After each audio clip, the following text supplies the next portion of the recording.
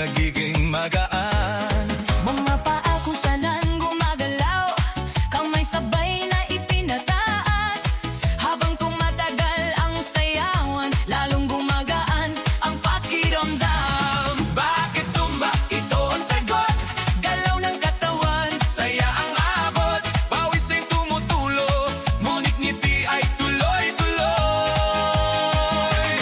Bakit Zumba? tanong ng lahat. Dito gumagaan ang bigat, Habang sabay ang bawat galaw, lumalakas ang buong katawan. Hey, hey!